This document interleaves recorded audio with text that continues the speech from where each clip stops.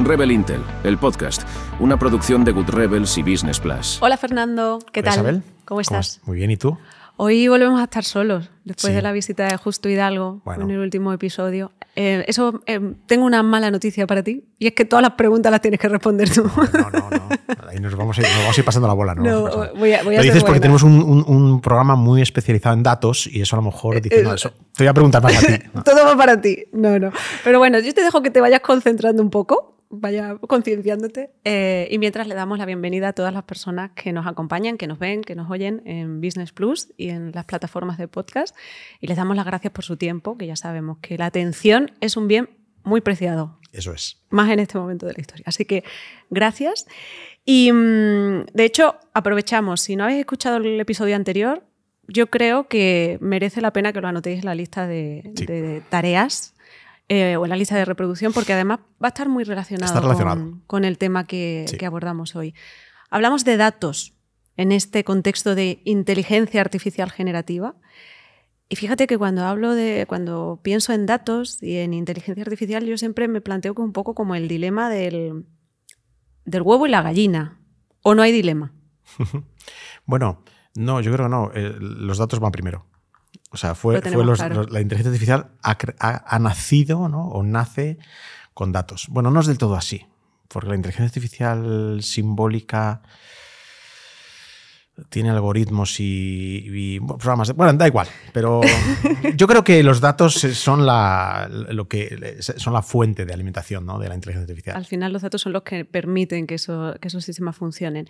Y sí que nosotros en ocasiones, ¿no? O muy a menudo nos quedamos con esa parte de la inteligencia artificial generativa que tiene que ver con los resultados que arroja, pero de nuevo a mí me interesa mucho entrar en esa parte de las tripas. La cuestión es que, como tú mismo estabas diciendo, esto de los datos no es algo nuevo, sino que de hecho venimos hablando de la importancia que tienen los datos desde hace años. Se habla de Big Data, se habla de organizaciones data-driven. Todo lo que es la digitalización, la tecnología, está al final vinculado a la existencia, a la recolección, a la gestión de esos datos, ¿no? Pero inteligencia artificial generativa, ¿qué viene a representar? ¿Qué supone? ¿Realmente es algo nuevo? ¿Aporta algo nuevo? ¿Nos obliga a mirar a los datos de otra forma? ¿O se trata simplemente de seguir en la senda que ya llevábamos? Es una pregunta larga. Se nos va a dar para todo. Yo ya te lanzo la pregunta y ya hablas tú los próximos 25 minutos. Sí, mira, estábamos en una Big Data Magazine, que es una publicación española online sobre el mundo del Big Data y de los datos en las empresas. Organizaba uno de sus encuentros, le llaman Big Data Magazine Hub o algo así, y íbamos a hablar de inteligencia artificial generativa, pero había, por de dónde viene la revista, había muchos responsables de datos de grandes empresas o de empresas medianas, lo que en inglés se diría Chief Data Officer. Al final a todos se le pone un Chief y un Officer y entre medias pones lo que quieras. Y es curioso porque había una sensación de la IA generativa nos ha quitado el protagonismo, ¿no? a los responsables de datos de las organizaciones, ¿no? Porque es un tipo de inteligencia artificial, un tipo de herramientas que nos viene empaquetado y que nos da mucho, ¿no? Que yo pueda hablar con ChatGPT y me responda cosas sin que yo haya hecho nada. Ya tengo una herramienta que me es útil, ¿no? Y sin embargo, la inteligencia artificial, muchas aplicaciones de la inteligencia artificial simbólica o previas a esta ola, tenía mucho que ver con tenemos un algoritmo. Si tú tienes los datos en tu empresa, lo que sacas de eso es interesante. Entonces yo tengo tengo un algoritmo de predicción de demanda, pero para que te sirva a ti, ¿no? Tienes que tener tus datos de ventas bien organizados para que el algoritmo, ¿no? los modelos que yo pueda aplicar de ese algoritmo me den una orientación de cuánto voy a vender el próximo año, ¿no? O con cierta estacionalidad, voy a vender más estos meses. Entonces, la herramienta IA me daba una ventaja, pero yo tenía que tener mis datos. Y esa es la importancia, de ahí viene un poco la importancia de la figura del Chief Data Officer, ¿no? Que es alguien que se encarga de que, sobre todo, la infraestructura de datos, las alcantarillas de todo esto, ¿no? Es donde lo que nadie quiere levantar, lo que nadie quiere, el capó que nadie quiere levantar, ¿no? Es que los datos estén donde tienen que estar, que se capturan, que se transforman, un concepto muy importante que es cómo yo capturo el dato y cómo lo transformo a la hora de almacenarlo para que sea útil a posteriori. Entonces, esa figura era clave en el despliegue de inteligencia artificial en las empresas. La inteligencia artificial, cosas muy concretas que no tienen nada que ver con la generativa, la detección de fraude en una empresa de telecomunicaciones, la detección financiera, ¿no? Cuando de pronto nos llaman del banco y nos dicen te hemos cancelado tus tarjetas. ¿Por qué? Hemos detectado una actividad inusual. Eso es un algoritmo de inteligencia artificial que lo que dice es cuando esto pasa puede, con un cierto nivel de probabilidad, que sea un fraude o que puede que sea un robo. O la detección de un cliente en una telco que parece que va a dejar, que se va a ir a otra empresa, ¿no? Y es porque ellos detectan patrones en los datos. Bueno, pues bien, el algoritmo me lo da una gran empresa de software, imagínate, incluso a veces embebido en sus sistemas, en SAP, en Salesforce, en Oracle, pero los datos son míos, ¿no? Mi estructura de datos, los datos que van a poner a trabajar a esa inteligencia artificial son míos. ¿Cuál es la gran diferencia con la inteligencia artificial generativa? Que si yo le pido a Midjourney que me pinte una ilustración para una presentación corporativa, pago poquito dinero al mes y me lo pinta, porque ha sido entrenado con datos externos a mí. Entonces, yo diría que lo primero que ha pasado con la inteligencia artificial generativa es que le estamos llamando, la mayor parte de la gente ahora, en la imaginación colectiva está la inteligencia artificial de cosas que pintan y que hacen música y que hacen vídeos y todo esto, pero seguimos repitiendo, como lo hemos dicho varias veces en este podcast, la aplicación más importante de la IA, la que más valor aporta todavía y puede que en el futuro también, sigue siendo la simbólica. Y la simbólica es ese tipo de IA que requiere nuestros datos para trabajar. Y luego entramos en, por ir cambiando a lo mejor de momento, ¿no? Luego entramos en cómo podemos, con nuestros datos, utilizarla, mejorar el retorno que nos proporciona la inteligencia artificial generativa. Al final vemos diferentes etapas en lo que es el proceso de gestión del dato en los que la inteligencia artificial generativa puede intervenir, porque hablabas, por ejemplo, del tema de la detección de fraude, que es algo que se podía hacer antes. Pero estamos en un punto en el que con la inteligencia artificial generativa a lo mejor vas a poder entrenar a los sistemas con datos sintéticos. Sí.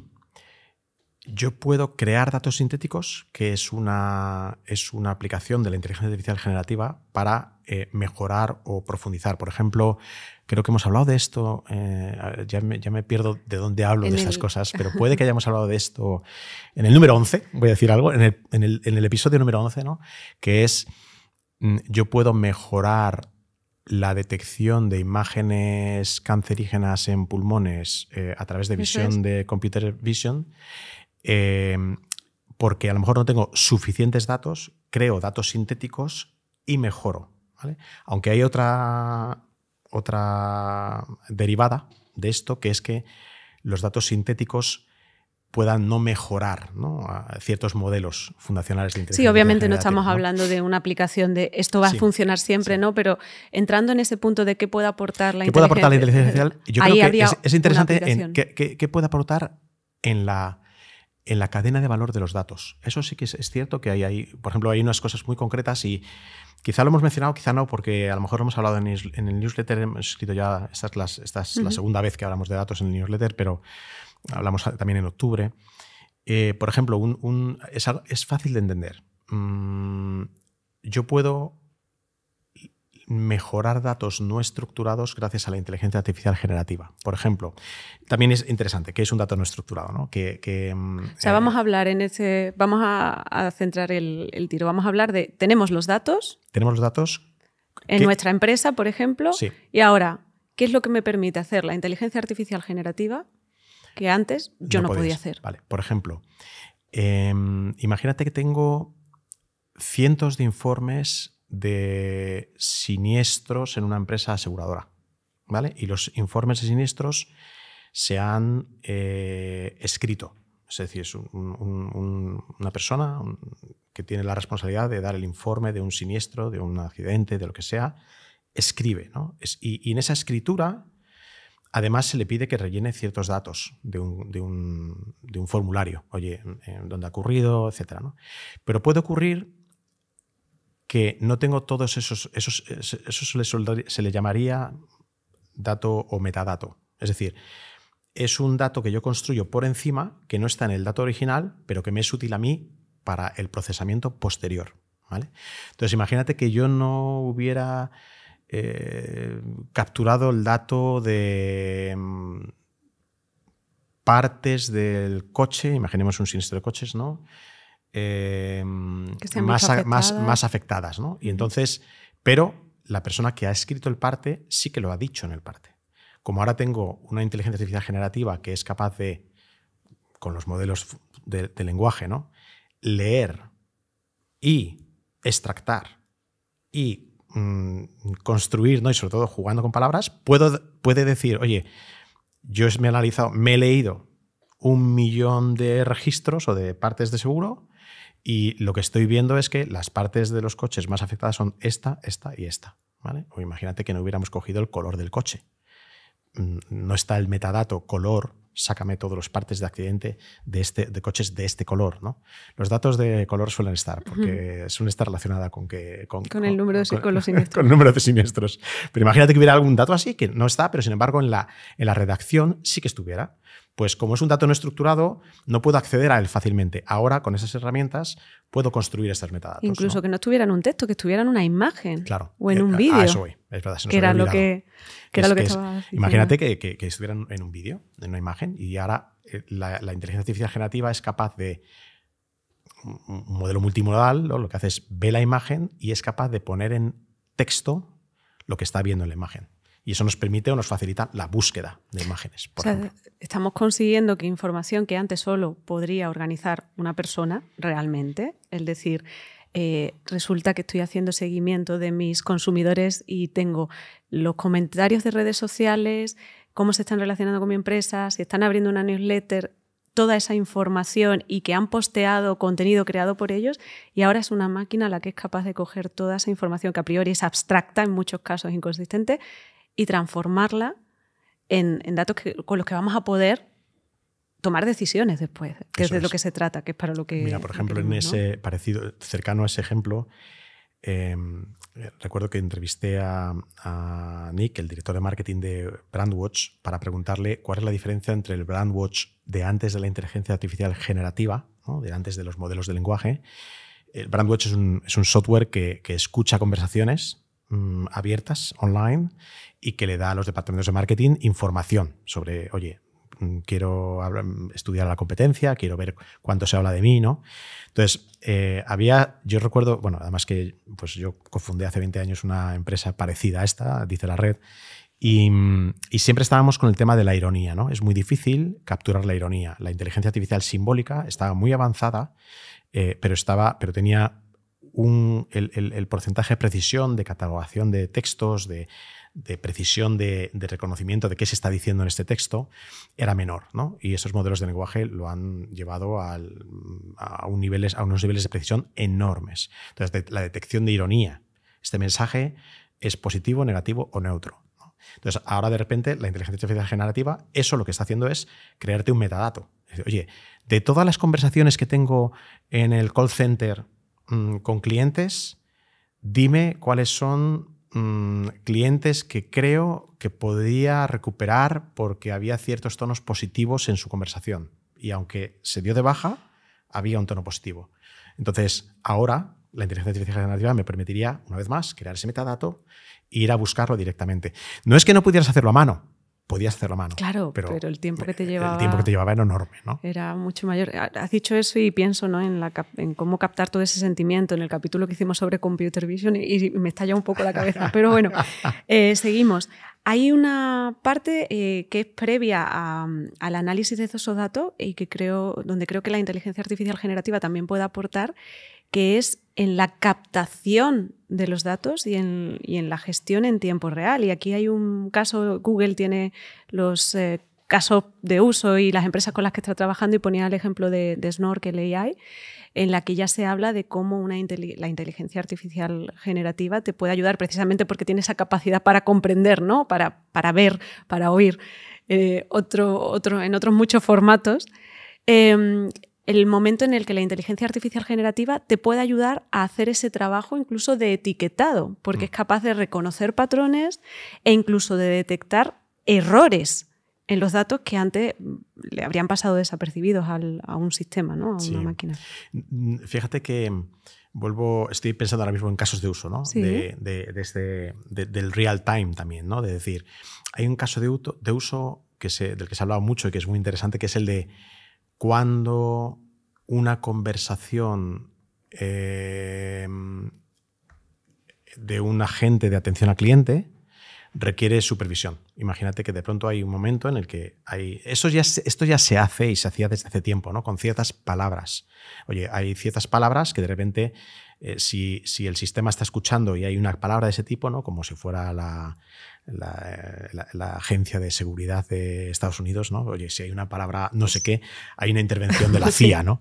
Bueno, pues eso es parecido, que al final es que hay una palabra y en tiempo real desencadena una alarma y a lo mejor hay un supervisor que va y se conecta a esa conversación para ver si hay alguna forma de mejorar, ¿no? la solución. Pues esto es parecido, llevado a mucho más rápido, mucho más, sobre todo una vez más preciso, porque no es un tema de uso de palabras, es un tema de comprensión, ¿no? La inteligencia que teníamos hasta los modelos grandes de lenguaje eran mucho más inconexas, ¿no? Era, sí, una palabra sí, pero esta palabra en ese contexto ya no es lo mismo. Ya no significa lo mismo. Entonces, de repente estoy teniendo muchos positivos o negativos o falsos positivos, ¿no? Estoy interviniendo en una conversación que no hacía falta. Entonces, ese uso en tiempo real va a ser evidentemente muy interesante, ¿no? Se me está ocurriendo pero podría haber más, ¿no? Llevado otra vez a la monetización de redes sociales, pues te da un juego para el real-time marketing. Pero bueno, ya lo estábamos haciendo, pues ahora con mayor precisión, quizá incluso con propuestas de la propia inteligencia artificial generativa, que sería lo que, llevado al extremo, va a ser un chatbot, ¿no? Y podemos entrar en una noticia interesante de la semana pasada, que es Klarna. Klarna, que es una fintech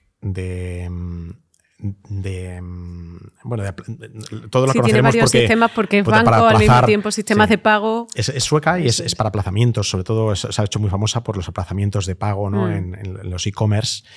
Pues Klarna ha declarado, y esto todavía lo tengo en barbecho, esta noticia, porque es una nota de prensa.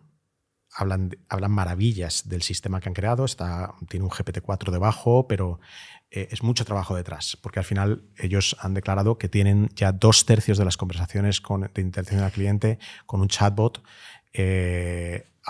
absolutamente autónomo, que además responde en 35 idiomas, que ha mejorado la interacción con inmigrantes, que ha mejorado, que tiene los mismos niveles de servicio, de satisfacción de servicio, ¿no? De interacción que un humano, y que, por supuesto, el sistema le da opción para hablar con un humano si quiere, y que, sobre todo, que es mucho más rápido en la resolución de la pregunta. Entonces, llevado a tiempo real, ¿no?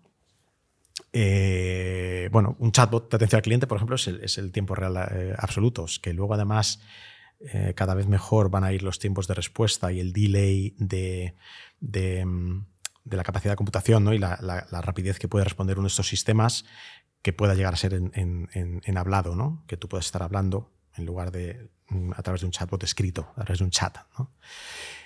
Y esto me llevaría a la inteligencia artificial generativa, o sea, cómo el Chief Data Officer, que decíamos al principio, que de pronto parece que ha pasado a un segundo plano, porque OpenAI, Google nos están dando sistemas que, sin hacer nada con nuestros datos, ya funcionan, que es eso que decíamos, ¿no? hace ya mucho, que era que un sistema que vale 20 euros al mes no te puede dar una ventaja competitiva. Claro, esa es la cuestión. Al final, tus decisiones las tienes que basar en tus propios datos. Claro. No va a haber chatbots que funcionen sin tus datos. No va a haber un chatbot de OpenAI mágico que te resuelve un problema de atención al cliente de tu empresa, de tu e-commerce. Tendrás una solución genérica que trabaja con tus datos. Efectivamente.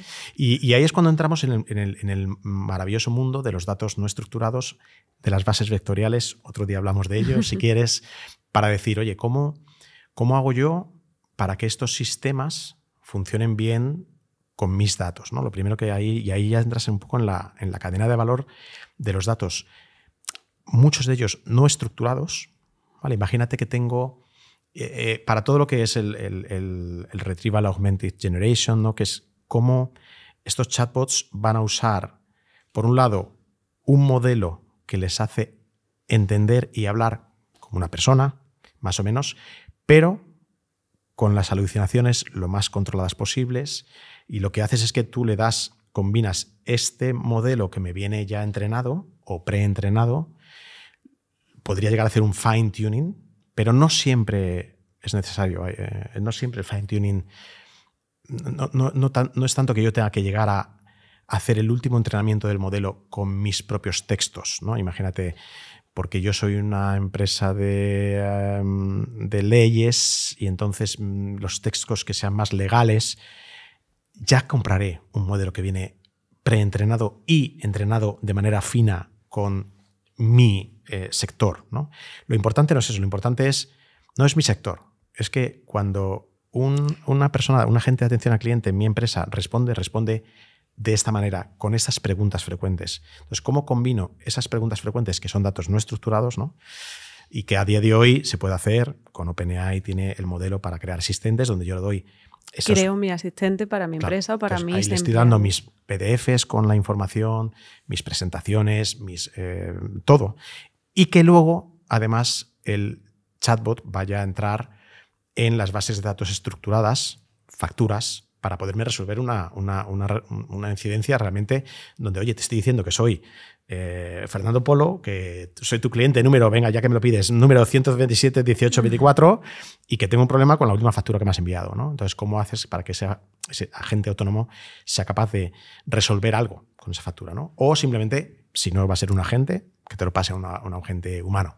Claro, lo que pasa es que eso me hace pensar que tenemos entonces que dar un paso atrás y volver un poco al punto de partida sobre cómo estamos usando los datos. Hay un informe que es el Índice de Madurez Digital de INCIPI, lo publican anualmente, creo que van por la 7ª edición.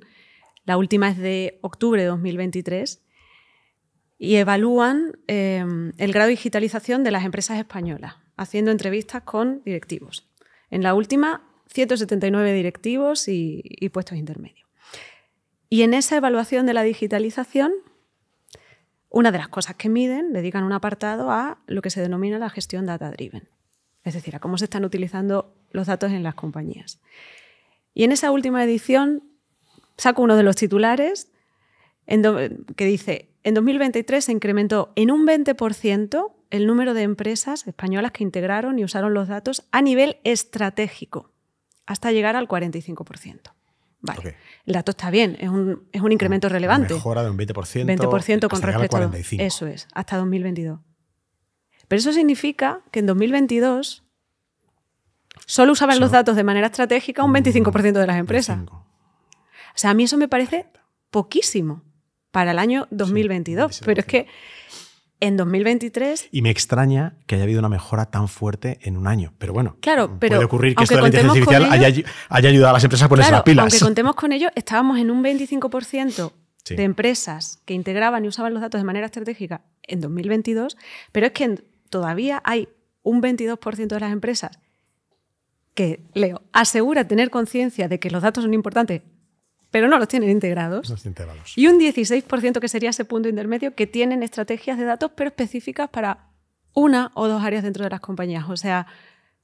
Y además estoy seguro que el estudio no está preguntándole a gente con microempresas. Seguramente son empresas pequeñas, medianas o medianas grandes, ¿no? Sí, porque además esto lo comparamos con los datos de uso del ONSI, por ejemplo, que hace la pregunta del Big Data y el promedio de uso en las empresas españolas es de casi un 14%, claro, poco más. Y luego cambia mucho por compañías, ¿no? Pero a lo que iba es, ¿hasta qué punto tenemos eso que dar un paso atrás y revisar realmente cómo estamos funcionando con los datos dentro de las organizaciones desde una perspectiva mucho más amplia? ¿Cuáles son los retos que tenemos más allá de la inteligencia artificial generativa o de una aplicación concreta, ¿no? ¿Qué es lo que tenemos que cambiar o revisar? Yo creo que es volver a darle valor, ¿no? a esa figura de esa figura que defiende, ¿no? la importancia, que no tiene por qué ser una figura per se, un chief data officer o algo así, sino que vale con que sea un responsable de IT, un responsable de digital, un responsable de marketing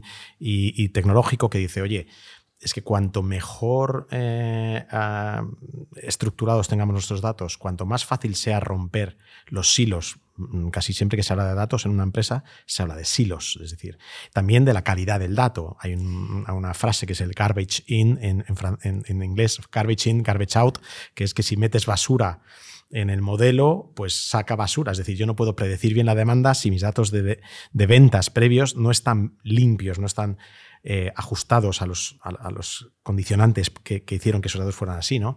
Yo recuerdo cuando estaba trabajando hace 25 años en predicción de demanda, donde la estacionalidad es clave. Es decir, si tú tienes siempre se decía, Mau vende más si... Era Mau San Miguel. Mau vende más si San Isidro cae en miércoles, porque la gente se queda en Madrid y bebe Mau, que si San Isidro cae el fin de semana, porque la gente se va a la playa y bebe San Miguel, ¿no? Entonces, como concepto, ¿no? Eso es muy importante a la hora de predecir demanda. Tú tienes que tener muy analizado cómo el dato previo, por qué, ¿no? o incluso que lo he capturado con ruido. Hay muchos datos que se capturan con ruido. Hay muchas formas de capturar datos hoy que son digitales, que están automatizadas, pero que te generan muchos ruidos porque hay muchos fallos en los sistemas de captura de datos. Entonces, todo eso lo tienes que limpiar, ¿no? Claro, que no es solo una no es solo una cuestión técnica, sino es una cuestión de cómo funcionan las organizaciones, de un tema cultural. Y en el caso de la entrada de la inteligencia artificial generativa,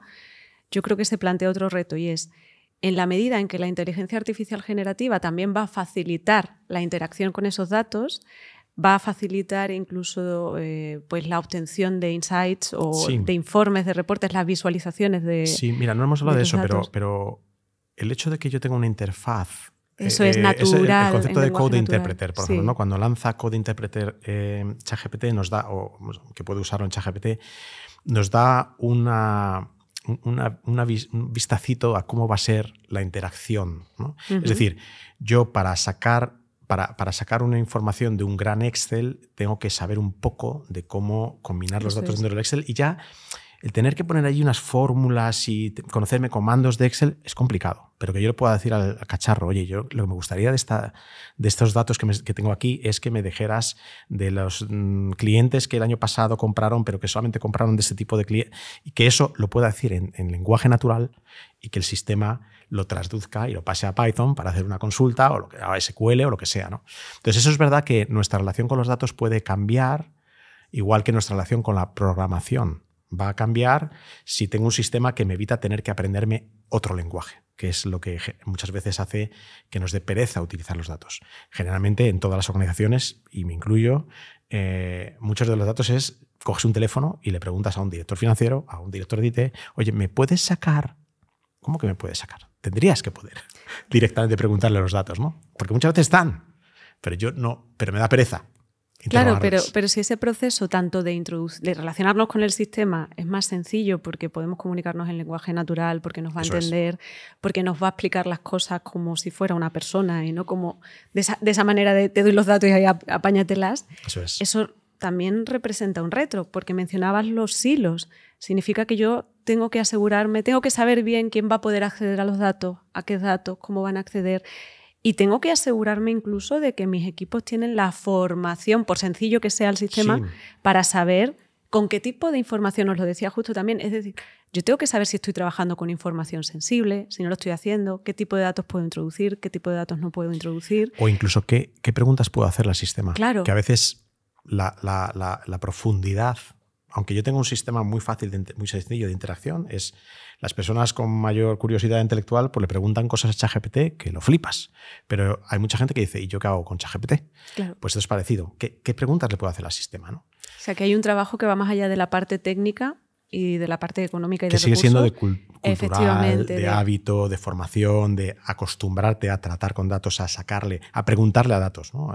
¿Qué herramientas les doy a mis equipos? Y luego también de talento, porque yo me planteaba, sí, pero al final, y esto lo decíamos en el episodio de AI Safety, en el que hablábamos de los riesgos, voy a necesitar a lo mejor voy a necesitar a personas que específicamente se encarguen de comprobar que los datos que estoy obteniendo o que la manera en que el sistema está funcionando, enlazo ahí con la parte de transparencia, me está dando, o sea, es correcta, ¿no?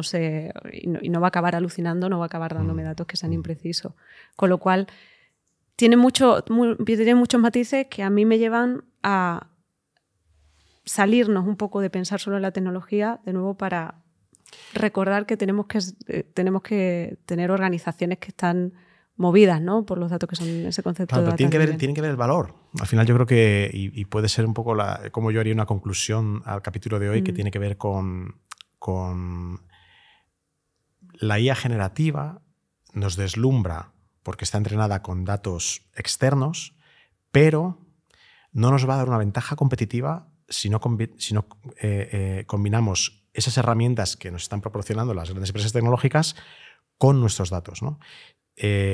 Otro ejemplo, anunció Pfizer, Charlie, sí. Le suelen poner nombres de los fundadores de las empresas, estas cosas, ¿no?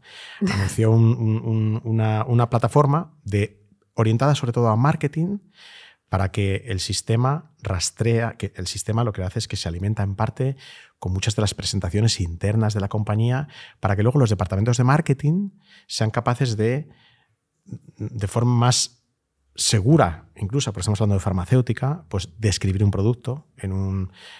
La industria farmacéutica está muy regulada, pero gasta muchísimo dinero en marketing y en comunicación. Lo que pasa es que tiene que hacerlo acorde a las leyes. Entonces, estar permanentemente chequeando bases de datos legales, bases de datos de información de producto, muchas de ellas técnicas, bases de datos científicas, ¿no?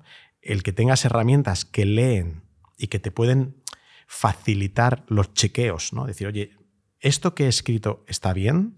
¿Tengo que pasárselo a un médico? ¿O puede el propio sistema me puede dar una indicación de esto? En un 98%, esto es luz verde. Puedes publicarlo. Esto es luz naranja. Mejor que te lo revise alguien, pero si no tienes nadie para revisártelo, tu riesgo es bajo. Solamente esta idea les va a ahorrar muchísimo dinero. Porque imagínate que voy a hablar de un medicamento, ya se había hablado de él en otro sitio y yo no tengo que reinventar la rueda. Algo que ya ha estado chequeado, el sistema me lo identifica, me lo encuentra y yo no tengo que volver a chequear con un médico porque ya ha estado chequeado, ¿no?